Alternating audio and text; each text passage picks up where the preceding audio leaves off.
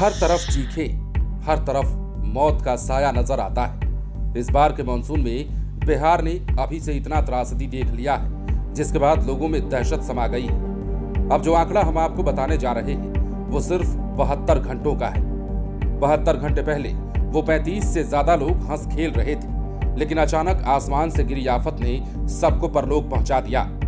एक तरफ बाढ़ की त्रासदी, दूसरी तरफ डूबने से मौत का सिलसिला और तीसरी तरफ मौसम विभाग की चेतावनी। ऐसे में हम आपको इस वीडियो में वो सब कुछ बताने जा रहे हैं जिसके बारे में आपको जान लेना चाहिए। बिहार में आपको ये जानकर हैरानी होगी कि वज्रपात से सिर्फ 3 दिनों के भीतर 35 से ज्यादा लोगों की मौतें हो गई हैं। बिहार में मानसून फिर एक बार सक्रिय हुआ तो मौसम बिगड़ा। इस दौरान बारिश जमकर हुई और आकाशीय बिजली भी अनेकों जगहों पर गिरी। इस ठनका की चपेट में मासूम से लेकर बुजुर्ग तक आए। मौसम बिगड़ने पर खुले में मौजूद लोगों पर यह बिजली मौत बनकर गिरी और 3 दिनों में कम से कम 35 लोगों की जानें चली गई। कहीं क्रिकेट खेल रहे बच्चे तो कहीं बाइक पर जा रहे युवक और कहीं खेत में काम कर रहे किसान की मौत हुई है। गुरुवार को प्रदेश के विभिन्न जिलों में ठनका की चपेट में आने से 12 से अधिक लोगों की मौत हो गई। शेखपुरा में सबसे ज्यादा 4 लोगों की मौत हुई। भागलपुर में 3 और नालंदा, आरा, हाजीपुर और गया में भी एक व्यक्ति की मौत हुई।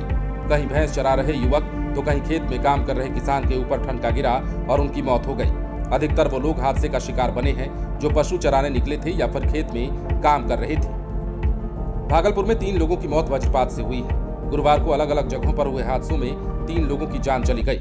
नाथनगर में रबल तोड़ने गए किसान एक पेड़ के नीचे बैठकर आराम कर रहे थे। अचानक बारिश हुई और ठनका उन पर गिर पड़ा। पेड़ के नीचे बैठे 4 लोग इससे झुलस गए। एक किसान की मौत हो गई। गंभीर रूप से झुलसे अन्य लोगों को अस्पताल पहुंचाया गया।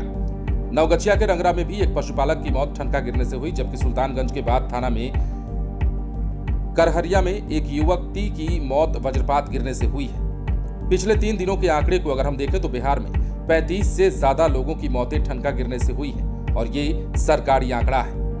मंगलवार को 9 लोगों की मौत हुई थी, जबकि बुधवार को 15 लोगों की मौत आकाशीय बिजली की चपेट में आकर हुई थी। तो वहीं गुरुवार को कम से कम 12 से ज्यादा लोगों की मौत की जानकारी सामने आई है। अब बात करें मानसून और बारिश की, तो इन दिनों बिहार में मानसून अपना रौद्र रूप दिखा रहा है।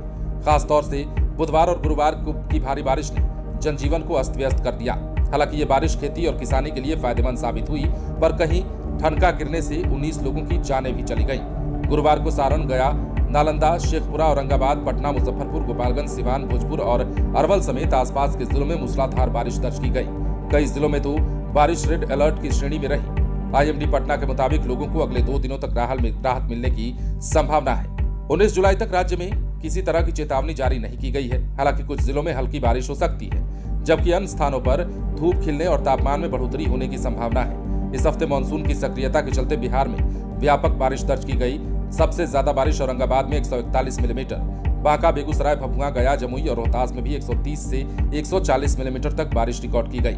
लगभग सभी जिलों में 50 से 141 मिलीमीटर के बीच बारिश हुई है, जो इस सप्ताह के दौरान मानसून की मजबूती को दर्शाता है।